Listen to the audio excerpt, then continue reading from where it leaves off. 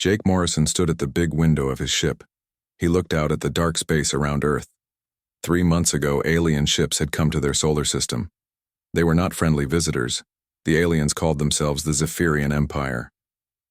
They looked like tall humans, but their skin was like crystal. It changed colors when they moved. Their leader was named Admiral Kethvar. He spoke to humans like they were children. Lisa Carter was Earth's best diplomat. She had met with the aliens at the space station near Mars. The meeting did not go well. The aliens wanted to take over Earth. They had done this to many other planets. "Give us 60% of your people," Admiral Kethvar had said. "They will work for us on other worlds. You will also pay us taxes every year. We will put one of our people in charge of your planet." Lisa had listened to all of this. She did not show her anger. She was a good diplomat. She knew how to keep her face calm even when she heard terrible things. "We need time to think about this," Lisa had said. Admiral Kethvar had smiled. It was not a nice smile. "You have 1 week to decide. All species say no at first. Then they learn that we are stronger than them. It is better to say yes now." Lisa had returned to Earth. She told the World Defense Council everything. Ben Hughes was the head of all Earth's space forces. He was a big man with gray hair. He had fought in 3 wars on Earth. He knew what it meant when someone threatened his home. "They think we are weak," Ben had said. "They have beaten 47 other planets. They use the same plan every time. They scare people, then they attack, then they win." Amy Rodriguez was Earth's best war planner. She was young but very smart. She had studied every battle the aliens had fought. She knew their weak points. "We are not like the other planets they attacked," Amy had said. "We have been getting ready for this day for 50 years. The meeting had lasted all night. Leaders from every country on Earth had talked. They all agreed on one thing. Earth would not give up without a fight. The next day, Lisa had gone back to the space station. Admiral Kethvar was waiting for her. He looked very sure of himself. "Have you decided to be smart?" he had asked. Lisa had looked right at him. Her voice was steady and strong. "Earth says no to your offer. We want you to leave our solar system in 72 hours. If you do not leave, we will make you leave." Admiral Kethvar had laughed. The sound was like broken glass. "Small species always talk big before they learn their place. You cannot hurt us. We have ships that can destroy your cities in minutes." "We warned you," Lisa had said. "That is all we will do. Leave now, or face what happens next." After Lisa left, Admiral Kethvar had called his officers. "These humans are funny," he had said. "They think they can fight the Empire. We will show them how wrong they are." But the aliens did not know what humans had been doing. Dr. Patricia Wells had been working on secret projects for 30 years. She was the smartest person on Earth. She had built weapons that could destroy whole fleets. Her lab was hidden deep under a mountain. Only a few people knew it existed. She had been waiting for aliens to come. Earth scientists had known for years that they were not alone in the universe. "The day has come," Patricia had told her team. "All our work will now be tested."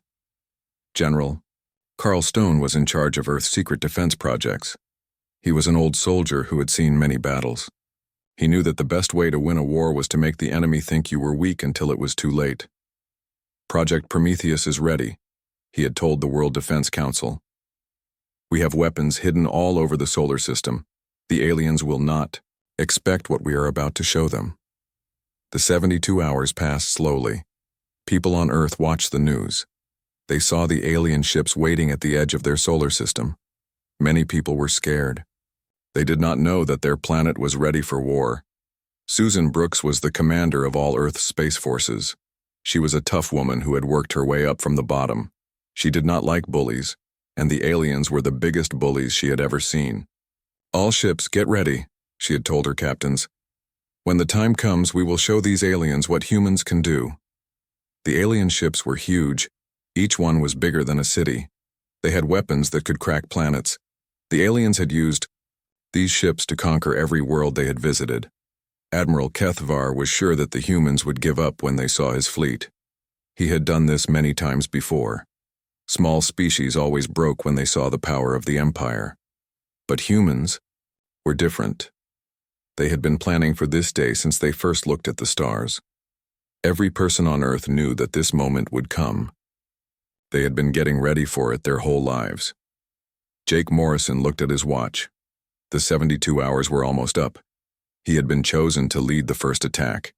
His ship was small compared to the alien vessels, but it had secrets that the aliens could not imagine. "All units, this is command," Susan Brooks said over the radio. "The aliens have had their warning. They chose to stay. Now we show them why you never threaten Earth's children." The countdown began. 10 seconds. 9, 8, 7, 6, 5, 4, 3, 2, 1. The war began. Hidden bases all over the solar system came to life. Weapons that had been sleeping for decades woke up. The aliens had thought they were fighting a weak planet with simple technology. They were about to learn how wrong they were. Admiral Keithvar saw the first human attack on his screens. His face changed from confident to confused to afraid in the space of a few seconds. "How is this possible?" he said to his officers. "Our scouts said they were primitive." The human weapons were unlike anything the aliens had ever seen. They moved faster than light. They hit harder than anything in the Empire's arsenal. And there were thousands of them. "Sir," said one of his officers, "we are losing ships. Many ships." Admiral Keithvar looked at the battle display. His mighty fleet was being torn apart by an enemy he had thought was weak. This was not how invasions were supposed to go. "Send a message to the Empire," he said. "Tell them we need help. Tell them the humans are not what we thought they were." But it was too late for messages. The battle was already over. The aliens had come to conquer Earth.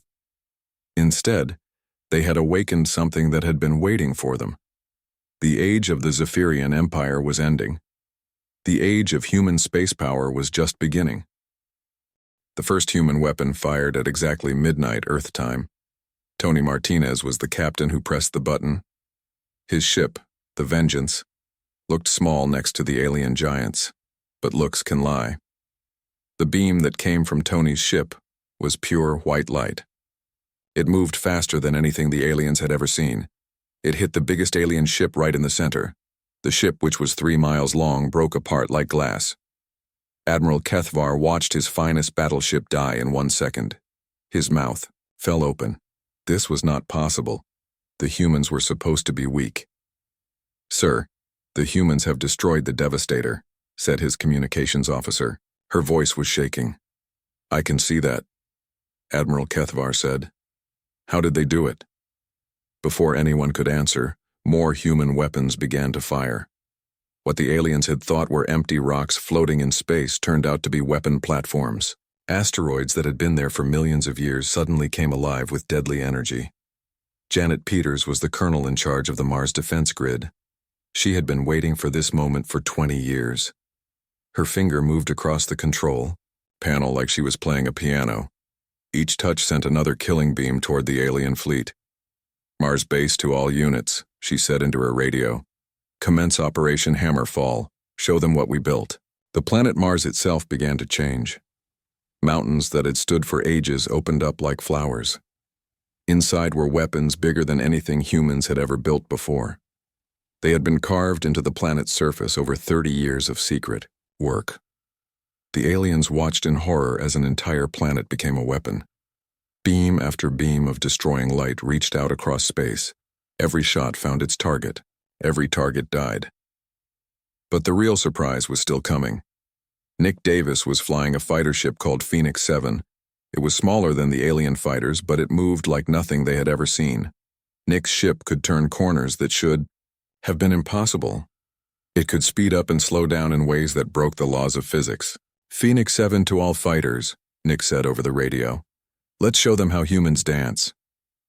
His ship spun through the alien formation like a leaf in the wind, but this leaf had teeth.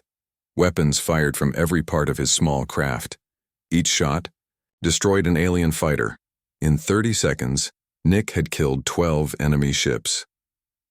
The other human fighters followed his lead.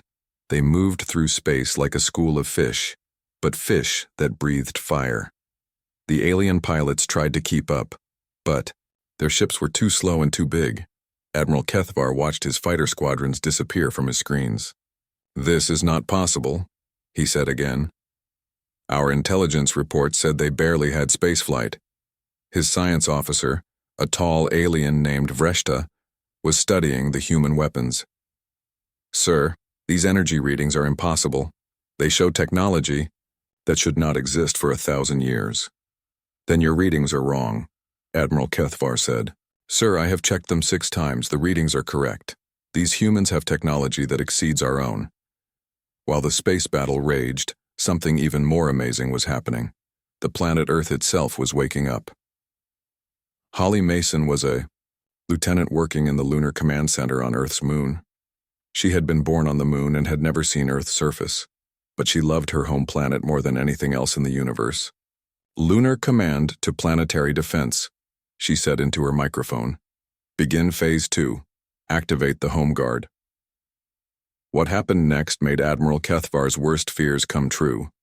The planet Earth, which had looked peaceful and green from space, suddenly sprouted weapons like a flower sprouting petals. Mountain ranges that had stood for millions of years opened up. Inside were cannons that were as big as city blocks. They had been built in secret over 50 years. Every major mountain range on Earth had been hollow inside, filled with weapons. The Rocky Mountains in North America fired first, then the Alps in Europe, then the Himalayas in Asia, then the Andes in South America. Every mountain range on Earth was really a giant weapon. The beams that came from Earth were different colors: red from North America, blue from Europe, green from Asia, yellow from South America. Together they painted the darkness of space with deadly light, but Earth was not done yet. The moon, which had always been Earth's companion, revealed its own secrets. What the aliens had thought was a natural satellite was really a fortress that had been built over centuries. Launch bays opened all over the moon's surface. Thousands of robot fighters poured out. They were smaller than human fighters, but there were so many of them that they looked like a swarm of angry bees. Dr. Kevin Wright was watching everything from the Earth Defense Command Center. He was an old man who had helped design these weapons when he was young. He had wondered if they would ever be needed. Now he knew. "All defensive systems are online," he reported to Admiral Susan Brooks. "We are at 100% readiness." "Good," Susan said. "Now let's see how they like a real fight." The alien fleet was huge. 2,000 ships had come to conquer Earth, but size does not always matter in a fight. Sometimes the smaller fighter has better weapons. Admiral Kethvar was learning this lesson the hard way. In 1 hour he had lost 300 ships. His mighty fleet was being torn apart by an enemy he had thought was weak. "Sir, we must retreat," said his tactical officer. "We cannot win this battle." "We do not retreat," Admiral Kethvar said. "We are the Zephyrian Empire. We have conquered 47 worlds. We do not run from primitive species." But even as he spoke, more of his ships were dying. The humans had weapons that could reach across the solar system.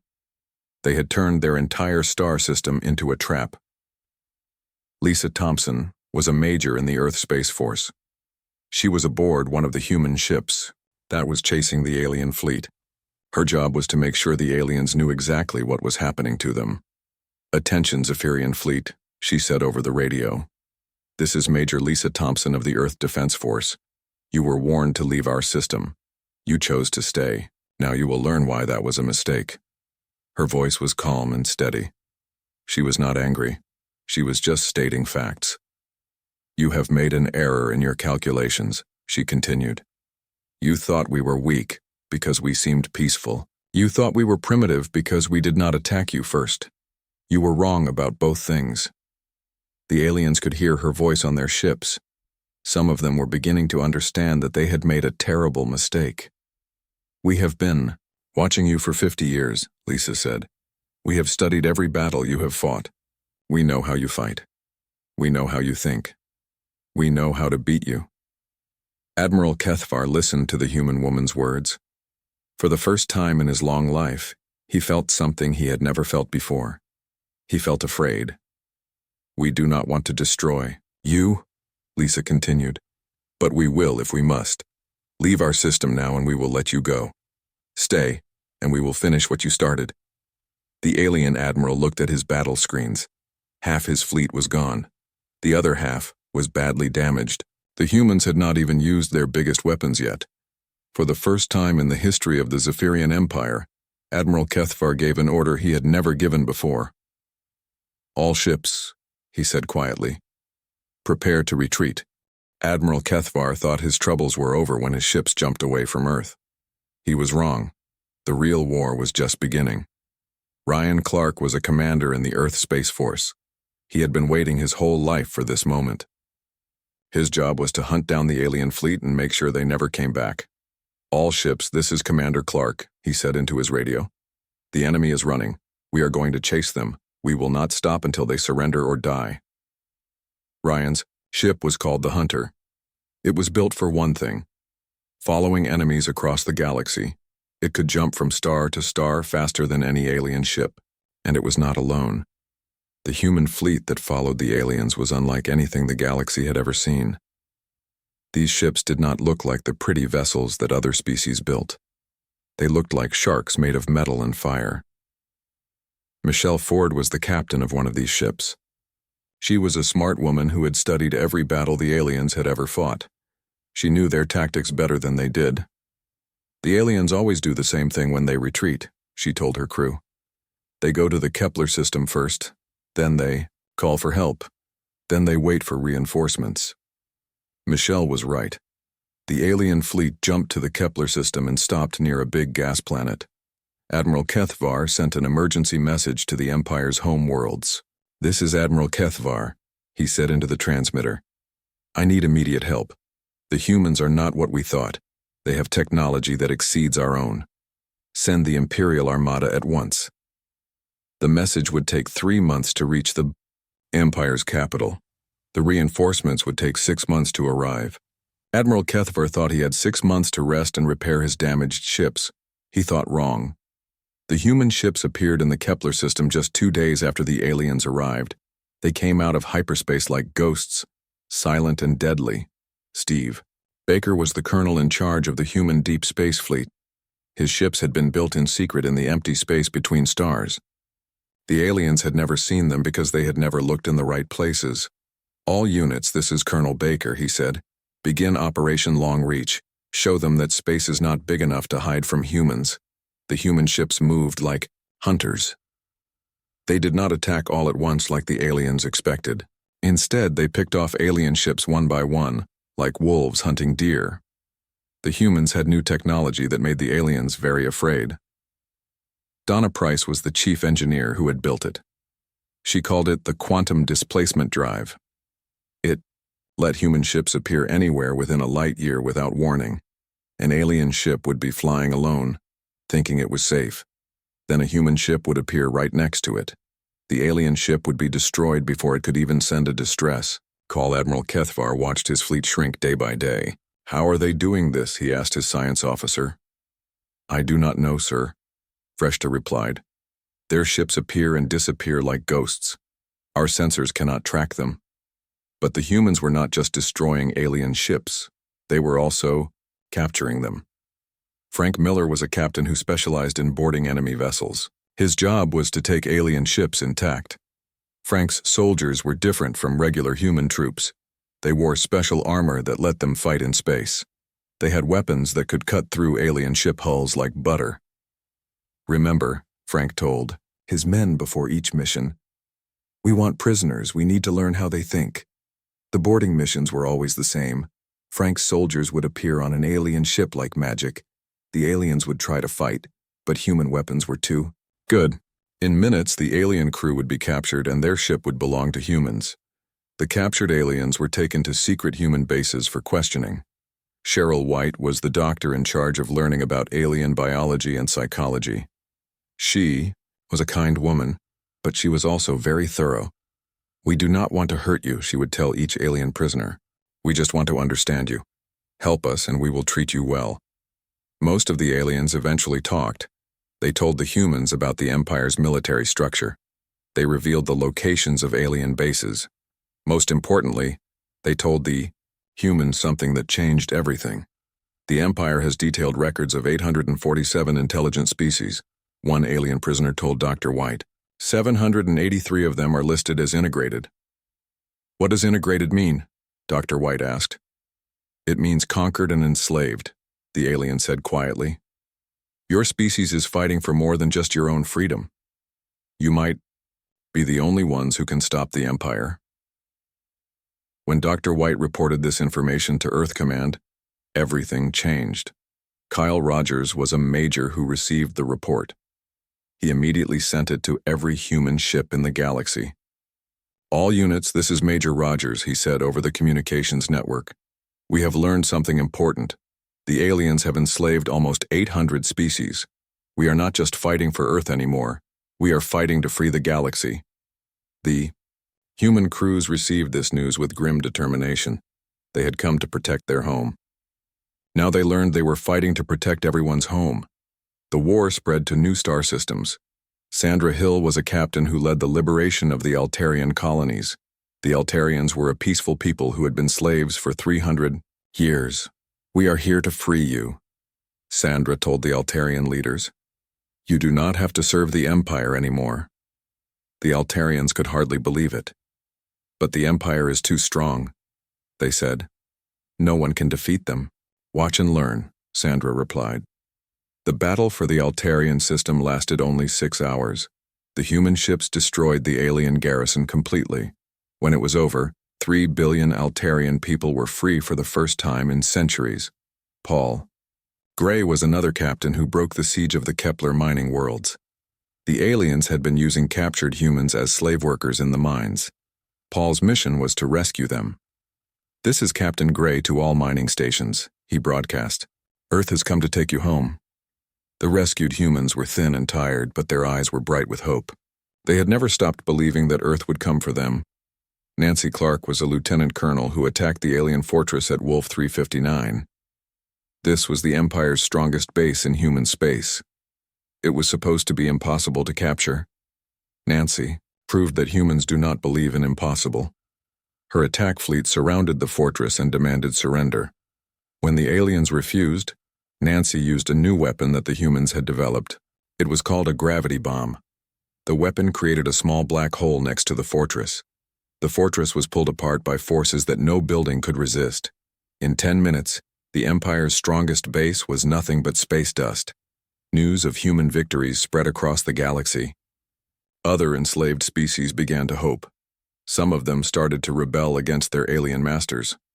Admiral Kethvar was down to his last 100 ships. He had started with 2,000. The humans had been hunting him for 6 months. His crews were tired and afraid. Sir, said his communications officer, we are receiving a message from the human fleet. Put it on the main screen, Admiral Kethvar said. The image of a human admiral appeared. It was Susan Brooks, the commander of all Earth's space forces. Admiral Kethvar, she said, you have been running for 6 months. Your empire is falling apart. Your species is learning what it feels like to be hunted. How do you like it? Admiral Kethvar stared at the human woman. She looked calm and confident. She did not look like someone who was winning a war. She looked like someone who had already won. What do you want? He asked. I want you to understand something, Susan said. Earth warned you once. You did not listen. Now you will face the consequences. We are coming for your home world next. The transmission ended. Admiral Kethvar looked around his bridge. His officers were staring at him, waiting for orders. For the first time in his life, Admiral Kethvar had no idea what to do. Admiral Susan Brooks stood on the bridge of her flagship, the Retribution. Outside the windows, she could see the crystal cities of the Zephyrian homeworld. They were beautiful, but they had been built with the blood of slaves. It had taken 1 year for the human fleet to reach this place. 1 year of fighting across the galaxy. 1 year of freeing enslaved worlds and breaking alien strongholds. Now they were here, at the heart of the Empire. The human fleet was the largest military force that had ever existed. Ships from Earth floated next to ships built by newly freed species. The Altarians had provided fast scout vessels. The Kepler miners had built heavy cargo ships converted to carry weapons. Even some Zephyrians who had turned against the Empire flew with the human fleet. Sandra Hill looked at her sensors from the bridge of her ship. "Admiral, I count over 10,000 vessels in our fleet, representatives from 43 different species." "Good," Susan said. "Let them see what happens when you threaten innocent people." The Zephyrian homeworld was called Zephyros Prime. It was a beautiful planet covered in crystal mountains and silver seas. For 3,000 years, it had been the capital of the largest empire in the galaxy. Today, it would learn what defeat looked like. Admiral Kethvar was in his palace on the planet's surface. He had lost everything. His fleet was destroyed. His empire was in rebellion. His own people were questioning his leadership. He looked very old and very tired. "Sir," said his aide, "the human fleet is requesting communication." "Put them through," Kethvar said quietly. The image of Admiral Susan Brooks appeared on his screen. She was a middle-aged human woman with gray hair and stern eyes. She looked like someone who had seen too much war. "Admiral Kethvar," she said, "we meet at last." "What do you want, human?" Kethvar asked. "I want you to look outside your window," Susan replied. Kethvar walked to the great crystal window of his palace. Above his world, he saw a sight that no Zephyrian leader had ever seen before. Enemy ships filled the sky. There were so many of them that they blocked out the stars. "Your empire is finished," Susan said. "Your fleets are destroyed. Your colonies are free. Your allies have abandoned you. You have nothing left but this one world." Kethvar turned back to the screen. "So, you have come to destroy us?" "No," Susan said. "We have come to offer you something your empire never offered anyone else. We have come to offer you a choice." Bruce Johnson was the captain in charge of the surrender negotiations. He was a calm man who had once been a teacher before he became a soldier. He understood that the hardest part of war was what came after. The fighting stopped. Bruce's ship landed in the capital city of Zephyros Prime. The city was beautiful but empty. Most of the Zephyrian people were hiding in their homes, afraid of what the humans would do to them. Bruce walked through the crystal streets with a small guard. He was not afraid. The war was over. Now came the harder job of building peace. The Zephyrian Council was waiting for him in their great hall. It was a room made entirely of crystal that sang when the wind blew through it. The council members looked afraid and angry. "I am Captain Bruce Johnson," he said to them. "I speak for the Galactic Liberation Alliance." "You speak for conquerors," said one of the council members. "No," Bruce replied. "We speak for liberators. There is a difference." Bruce placed a data pad on the crystal table. "These are our terms. You can read them and decide." The head of the council, an old Zephyrian named Zethmore, picked up the pad. As he read, his expression changed from anger to confusion to amazement. "This cannot be correct," he said. "It is," Bruce replied. The terms were unlike anything the galaxy had ever seen. The humans were not demanding tribute or slaves or territory. Instead, they were offering something that had never existed before, a chance to join an alliance of equals. Alice Green was a doctor who had become an expert on alien cultures. She had spent months preparing for this moment. Her job was to help former enemies become friends. "Your species has ruled through fear for 3,000 years, she told the Zephyrian Council. "But fear is not strength. It is weakness. True strength comes from working together." The Zephyrians had never heard such words before. In their culture, the strong ruled and the weak served. The idea that different species could work together as equals was completely new to them. "You offer us membership in your alliance," said Zethmore, "but we are your enemies. We tried to conquer your world. Why would you trust us?"